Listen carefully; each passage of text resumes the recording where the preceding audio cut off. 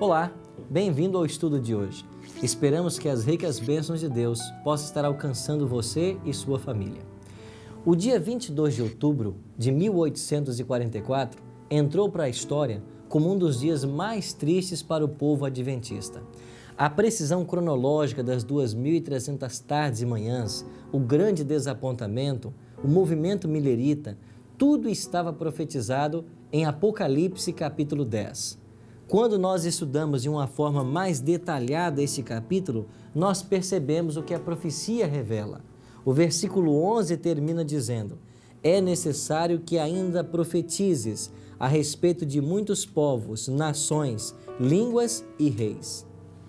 Esse texto está intimamente associado com Apocalipse 12, verso 17, onde leio: irou-se o dragão contra a mulher e foi pelejar com os restantes da sua descendência, os que guardam os mandamentos de Deus e têm o testemunho de Jesus.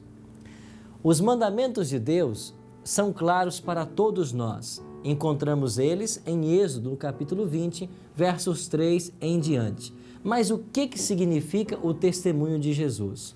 Quando vamos para Apocalipse, no capítulo 19, verso 10, nós lemos: pois o testemunho de Jesus é o espírito da profecia. Ou seja, no seio da igreja remanescente deveria surgir o dom profético.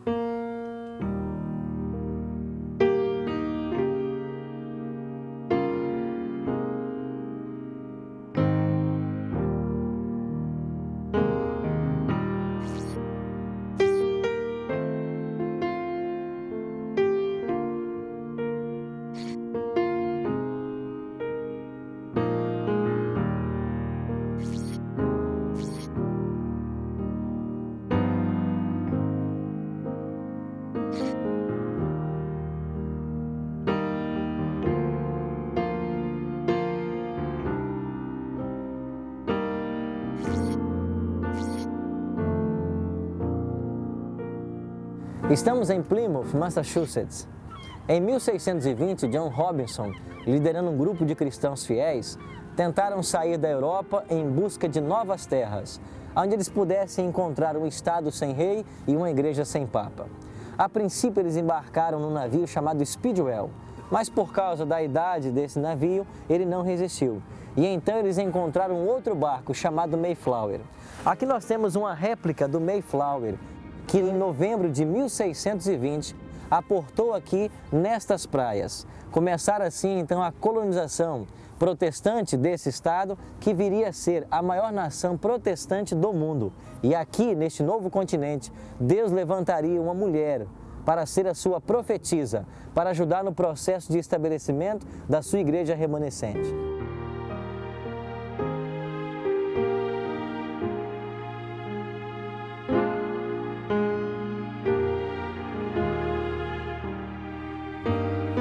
Pastor Tim, a quem Deus escolheu para ser a sua mensageira neste novo continente? Quase 2 séculos e meio após a chegada dos pais peregrinos nesse local, Deus escolheu a Ellen Harmon, uma jovem de apenas 17 anos, com uma saúde frágil, e que se tornaria a mensageira do Senhor para a igreja remanescente. O Espírito Santo me sobreveio e pareceu-me estar subindo mais e mais alto da escura terra. Voltei-me para ver o povo do advento no mundo, mas não pude achar, quando uma voz me disse: olha novamente e olha um pouco mais para o alto. Com isso, olhei mais para o alto e vi um caminho reto e estreito, levantando em lugar elevado do mundo. O povo do advento estava neste caminho, a viajar para a cidade que se achava na sua extremidade mais afastada. Tinha uma luz brilhante colocada por trás deles no começo do caminho, o qual um anjo me disse ser o clamor da meia-noite. Essa luz brilhava em toda a extensão do caminho e proporcionava claridade por seus pés, para que assim não tropeçassem. Se conservassem o olhar fixo em Jesus, que se achava precisamente diante deles, guiando-os para a cidade, estavam seguros. Mas logo alguns ficaram cansados e disseram que a cidade estava muito longe e esperavam nela ter entrado antes. Então Jesus os animava, levantando seu glorioso braço direito. E de seu braço, meus queridos, saiu uma luz que incendiava sobre o povo do advento. E eles clamavam aleluia. Outros temerosamente negavam a existência da luz atrás deles e diziam que não fora Deus que os guiara tão longe. A luz atrás deles desaparecia, deixando-lhes os pés em densas trevas, de modo que tropeçavam e, perdendo de vista o sinal e a Jesus, caíam do caminho para baixo, no mundo tenebroso e ímpio. Depois que saí da visão, estava excessivamente perturbada. Dirigi-me ao Senhor em oração e roguei-lhe que pusesse a responsabilidade sobre outra pessoa. Parecia-me que não poderia suportar. Eu fiquei na presença do Senhor por longo tempo e toda a luz que pude obter foi: dá a conhecer aos outros o que te revelei.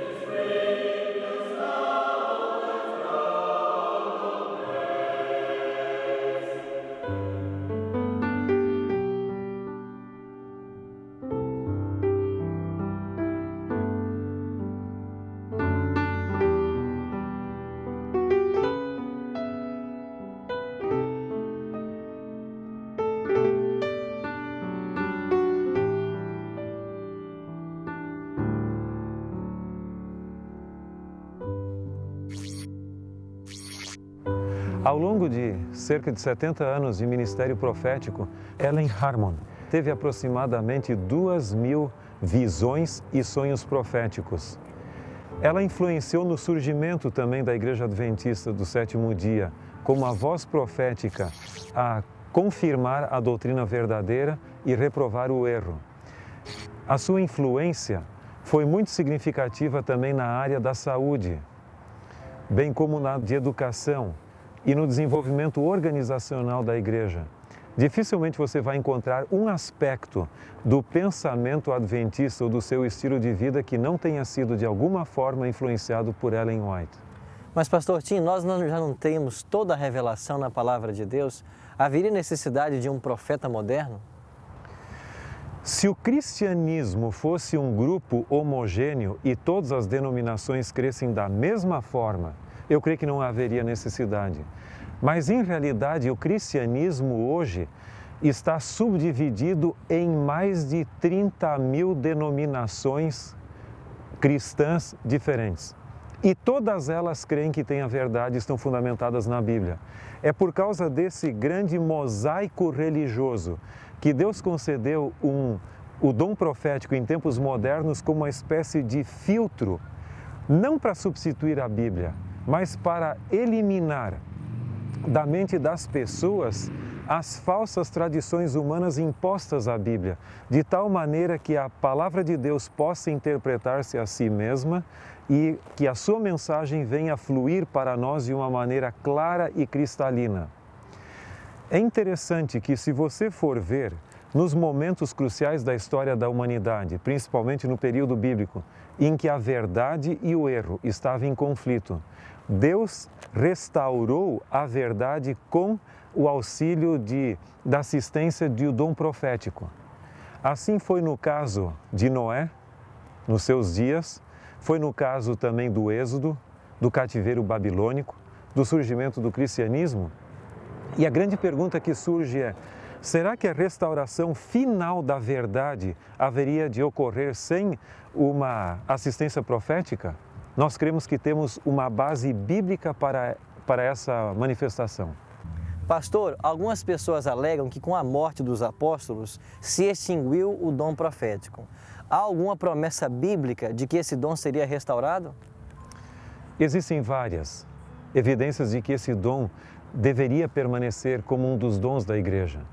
Em primeiro lugar, se nós olharmos as listas dos dons do Espírito mencionadas no Novo Testamento, e você tem uma pequena em Romanos capítulo 12, 1 Coríntios 12 e também Efésios 4, você vai ver que em todas as listas dos dons do Espírito concedidas à igreja, o dom de profecia é parte delas. Então, isso é uma evidência que não seriam apenas os apóstolos que teriam dom profético, mas que poderia se manifestar posteriormente. Em segundo lugar, nós temos um texto interessante em primeira epístola de João, o capítulo 4, verso 1, que nos diz: Amados, não deis crédito a qualquer espírito, antes provai os espíritos se procedem de Deus, porque muitos falsos profetas têm saído pelo mundo afora. O tema são profetas. E aqui diz que nós não devemos crer em qualquer profeta sem antes prová-lo. Então, para termos certeza de que um profeta é verdadeiro, ele precisa passar pelos testes bíblicos. Veja, quem escreveu isto aqui é o apóstolo João, que foi o último dos apóstolos. Se com ele tivesse extinguido o dom profético, ele poderia simplesmente ter dito: rejeitai tudo que vier pela frente, porque eu sou o último deles. Mas ele ainda diz que devemos provar os espíritos, porque assim como haveria a falsa manifestação do dom profético, também poderia existir a verdadeira. E o terceiro bloco de textos são aqueles que falam que no tempo do fim se manifestaria o dom profético. Nós temos em Joel capítulo 2, os versos 28 a 31, a promessa de que nos últimos dias Deus derramaria o seu Espírito sobre toda a carne e o dom profético voltaria a se manifestar. É óbvio que nós não podemos ter dias mais últimos do que os últimos dias. Embora, de acordo com o Novo Testamento, os últimos dias tenham começado com o evento da cruz, eles se estendem até o tempo do fim. E em Apocalipse, capítulo 12, verso 17, nos é dito que irou-se o dragão contra a mulher, foi pelejar contra o restante de sua descendência, os que guardam os mandamentos de Deus e têm o testemunho de Jesus. E esse testemunho de Jesus, ele é definido em Apocalipse capítulo 19, verso 10, como sendo o Espírito de profecia. Estas são algumas evidências, entre outras, de que o dom profético haveria de se manifestar no tempo do fim, antes da volta de Cristo. Agora, pastor, qual é o relacionamento que há entre os escritos de Ellen White e com a palavra de Deus? No livro A Prophet Among You, de Jamieson, ele menciona que os escritos de Ellen White exercem uma tríplice função em relação com a Bíblia. Em primeiro lugar, eles atraem a atenção à Bíblia. E alguns poderiam dizer, mas nunca na história da humanidade tantas Bíblias estiveram disponíveis e muitas famílias possuem mais de um exemplar até. O grande problema não é tanto em ter a Bíblia, mas em abrir a Bíblia e estudar. A nossa geração hoje tem tempo para a televisão, para a internet, para os vídeos, para os DVDs, para o lazer, mas não tem para a Bíblia. Então, o dom profético, em primeiro lugar, foi dado para chamar a atenção à Bíblia e nos levar de volta às nossas grandes prioridades espirituais. Uma segunda função é a de ajudar na interpretação da Bíblia. Como eu mencionei, não para substituir a Bíblia, mas para que as falsas tradições humanas impostas à Bíblia, que não têm base bíblica, sejam eliminadas e a mensagem bíblica possa fluir para nós de maneira consistente. E uma terceira função é ajudar-nos a colocar em prática os princípios bíblicos em nossa vida. A grande debilidade do cristianismo contemporâneo é falar muito e viver pouco. Os cristãos precisam hoje manifestar a mesma coerência de vida que havia no fundador do cristianismo, Jesus Cristo, que não apenas falava a verdade, mas ele vivia a verdade e era a própria verdade. Então, essas três funções são fundamentais para o exercício do ministério profético de Ellen White em nossos dias. Assim, Deus, no momento apontado pela profecia, levantou esta jovem para ajudar no processo organizacional, doutrinário da igreja remanescente.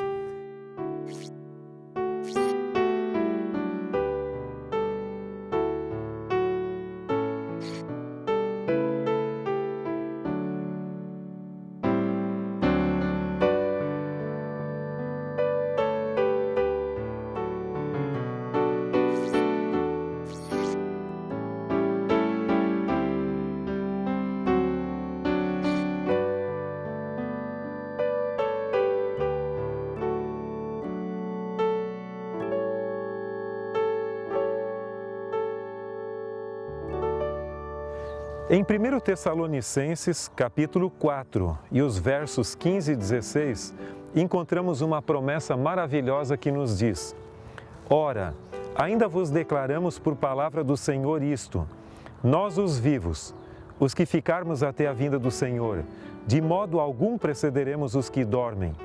Porquanto o Senhor mesmo, dado sua palavra de ordem, ouvida a voz do arcanjo e ressoada a trombeta de Deus, descerá dos céus e os mortos em Cristo ressuscitarão primeiro.